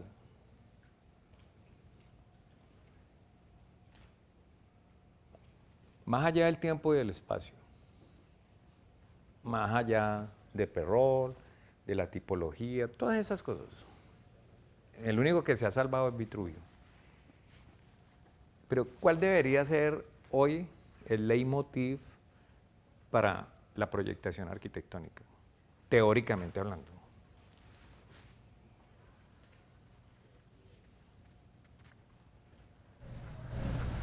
Y ha estado entreverado en lo que hemos señalado.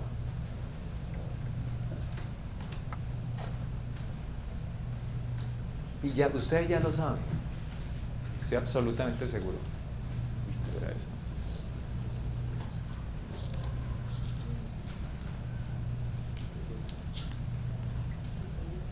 Pues para mí, que es muy subjetivo, sería lo de la entropía.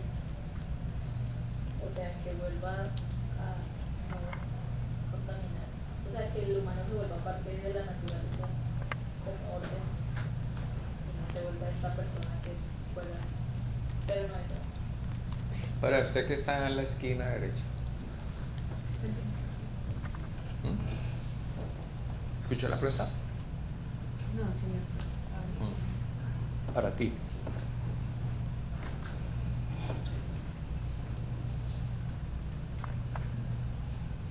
Para ti. Para ti, para usted. Que está en la esquina de izquierda. ¿Cuál debería ser el leitmotiv hoy cuando hacen arquitectura? O sea, teóricamente, ¿qué debería estar? ¿Qué teoría debería acompañarles para proyectar arquitectura? Recuerden que, ojo, no insisto, Vitruvio. Modernamente, Dime.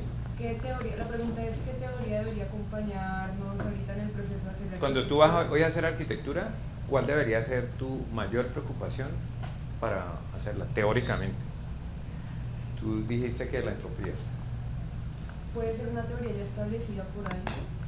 ¿Sí lo pregunta? ¿En relación con qué?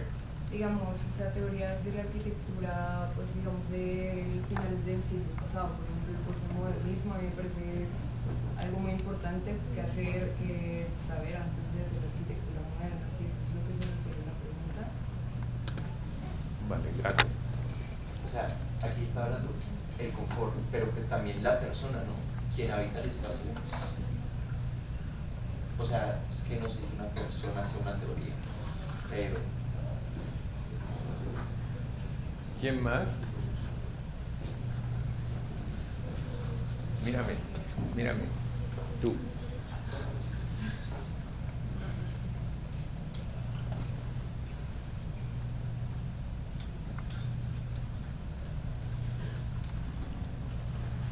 Lo que es, recuerden que no hay respuesta mala, ¿no? Que se pueda sostener en el tiempo, que pueda ser la verdad. Que se sostenga en el tiempo. ¿Quién más, pues? Tú. Tiempo y espacio. Tú con tus gafas playeras. Tu Ray-Ban. Yo había dicho algo cuando recién lo preguntaste, de que pienso como que toda arquitectura se basa en un principio que es como un refugio, que sirve para refugiar. Refugiar. O sea, Que sea por eso de la mano. Que sea habitable. Ajá. Vitruvio, ¿no? Es eso. No, es que Vitruvio está pensando en términos de habitabilidad. Claro. De acuerdo. ¿Qué más?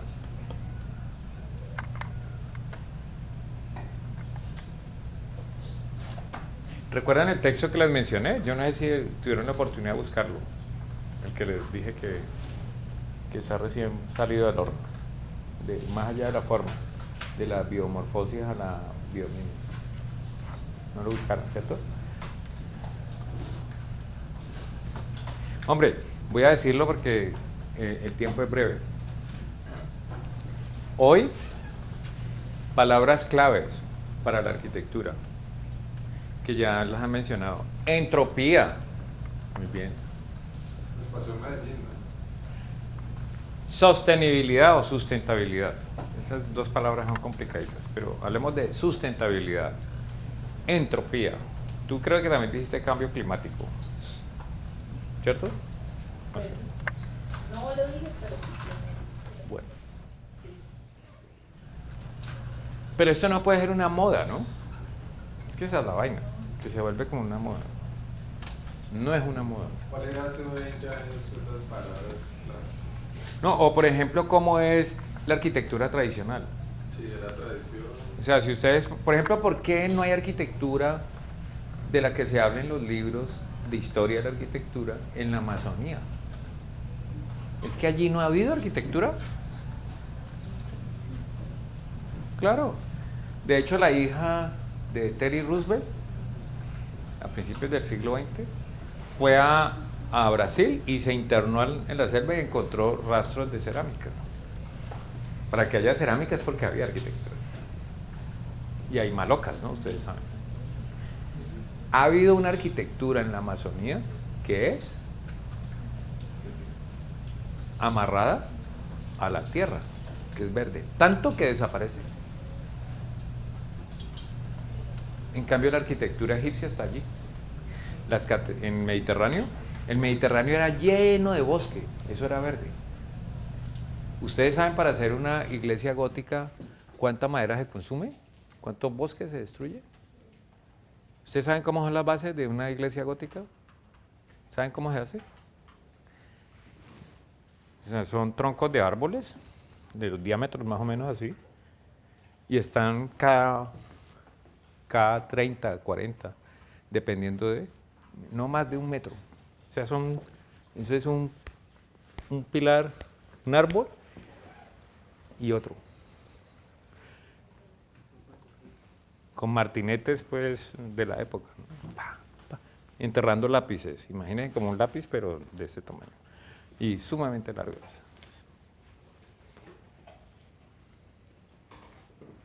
Y sobre eso se hacían las bases. O sea, uno tras otro. ¿Cuántos bosques? Por eso el Mediterráneo hoy en día es un peladero.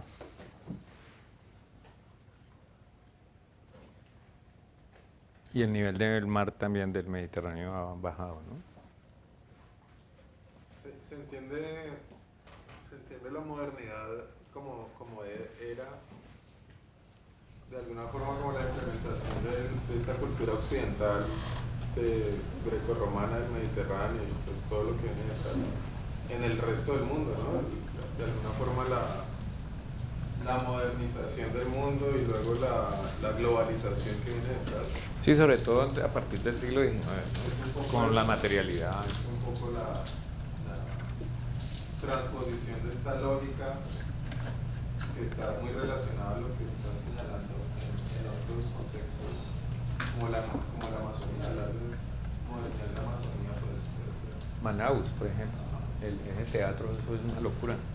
sí, es como la lucha del ser humano en contra de ese orden natural, pues, Que casi como que el principio de la entropía, la teoría de la mímesis griega de que el arte debe imitar la naturaleza, tomaran su revancha, ¿no? O Vitruvio, su revancha. Es decir, es como si la física, la naturaleza, o por ejemplo, esto de Kant, de que nosotros construimos realidad, también es revaluado, porque dice, no, como que volvemos al otro principio de que hay una realidad allá que me está, está influyendo, que no es tan... Y pensaría yo que una decisión que es teórica en ese momento, pues aunque es cultural y tiene otras connotaciones, una decisión que es teórica por parte de la humanidad nos puede llevar por un camino equivocado, ¿cierto? Claro, la ibris, ¿no? Del punto cero, o sea, creer la tabula rasa, o creer que nosotros construimos la realidad y no nos dejamos informar por ello. Y es la naturaleza. O sea, mejor dicho, es volver a la naturaleza. Como esos principios subyacentes de la misma, lo verde, principios, digamos, no activos sino pasivos. ¿Sí? Es eso. Yo creo que la arquitectura en este momento está en un cambio de paradigma.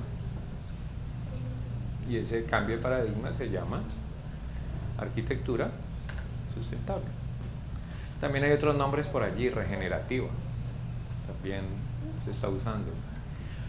Soluciones basadas en la naturaleza, biomímesis, el que les mencioné. Es lo verde, en últimas, el cambio climático.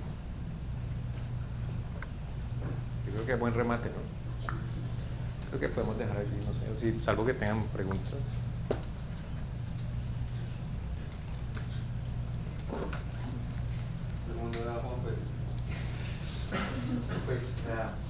Pero entonces yo te pregunto por qué la gente siempre busca como la arquitectura del no lugar.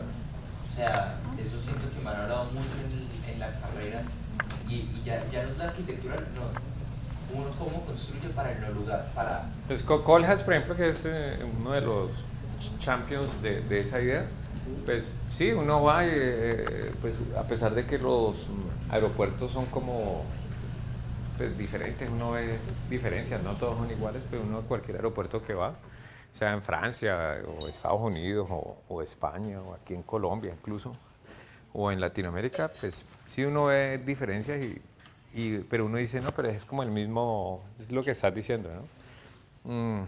Sí, sin embargo, la revancha del lugar está presente, ¿ya? Ahora, está bien, hay edificios que son genéricos, siguiendo Kohlhaas, pero hay otros que no son tan genéricos. Usted no puede estar en el polo ártico y encontrarse con un edificio genérico. No existe. Usted no puede estar en el desierto y genérico. Y cuando es genérico, hay problemas. Si usted va a Buenaventura y ve el mismo edificio moderno de aquí de Cali, de Bogotá, puesto en Buenaventura, eso es fatal. Ustedes saben. O en la Manigua. El concreto literalmente lo destruye, ¿no? ¿Cierto? Entonces la adaptabilidad es muy importante. El lugar es muy importante. Estudiar el lugar. La arquitectura es compleja. Puede ser complicada también, ¿por qué no? Pero es compleja. Es decir, que no depende de una sola variable y todas se relacionan entre sí. O sea, ser arquitecto o ser arquitecta es altamente complejo. No se trata de hacer dibujitos, de hacer maquetas, planos y hacer renders. Por eso se dice componer, ¿no? La arquitectura se compone de muchas partes que se tienen que poner en sintonía, como una sinfonía. Sí, el problema con la palabra de componer es que es muy renacentista, ¿no? Porque es como compositio, dispositio, esas palabras, pero porque generalmente yo me acuerdo de ver cursos, haber visto cursos de estudiante de composición, y eso de complejo no tenía nada, eso era composición, o sea, ¿sí me entienden? La forma, la geometría, pero la arquitectura, pues así, en términos ambientales, por ningún lado. Es el problema con el término, que es muy renacentista, pero yo entiendo el punto, o sea, es como, lo que digo es que es más, yo incluso preferiría hablar, por ejemplo, de complejidad, soluciones basadas en la naturaleza. O sea, no es que la composición desaparezca, no, pero sí usaría otro arsenal conceptual allende de los tradicionales. Pero digamos que el más tradicional que usamos es el diseñar. Claro. Y ese me angustió un montón. Es terrible porque es muy kantiano. El design, superficial. claro, es el designio, ¿no? Diseñar es designar, o sea, y proviene de nosotros, los humanos. Entonces, no nos dejamos permear, sino que imponemos. Entonces, ese ego del arquitecto es el que es fatal, pues para mi gusto, ¿no? Conceptual es fatal. Cuando el arquitecto no es humilde como tal, como arquitecto. Y hay una soberbia, ¿no? Una hibris. ¿Recuerdan el concepto de hibris, no? Ícaro, que hace unas alas de cera, y entre más alto más se acercaba al sol y pues se le derriten, y entre más alto la caída más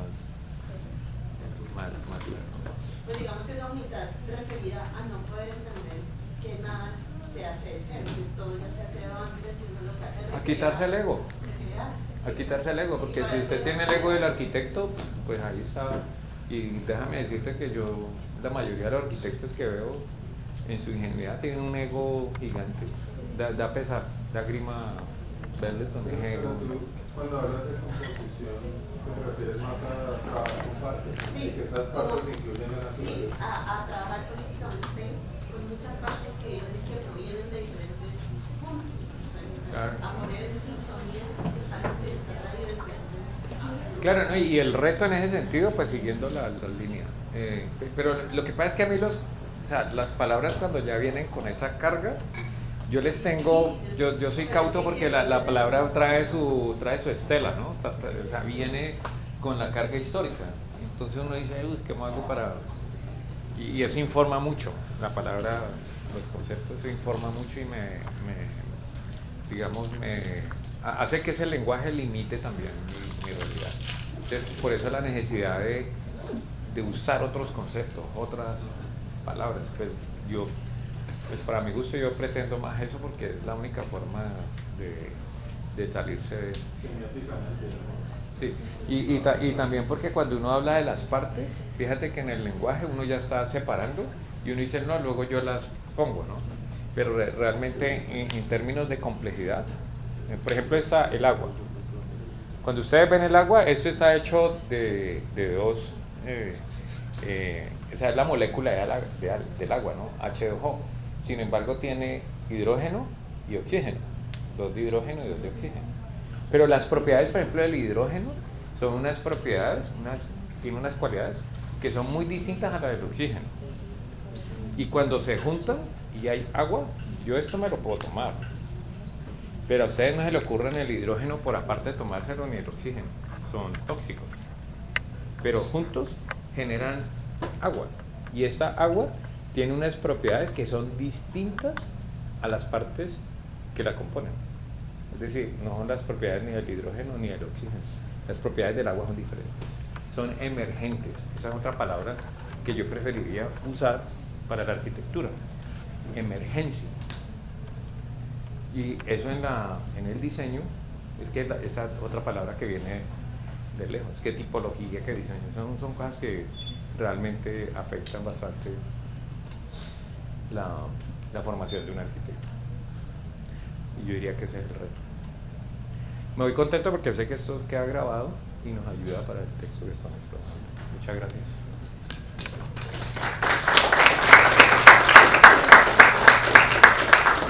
Muchas gracias, Fernando, y espero pues que emerjan las ideas y que emerjan esos, digamos, esos conceptos que hemos venido hablando, tanto en sus trabajos ahorita de trabajo de grado como en su vida profesional, que a veces esas cosas que uno en el pregrado o en la maestría o incluso en el doctorado uno no entiende o no le pone cuidado o no le ve la prioridad en el momento, ahí se quedan en el subconsciente y van trabajando y se van desarrollando más adelante. Entonces bueno, nos vemos el próximo martes.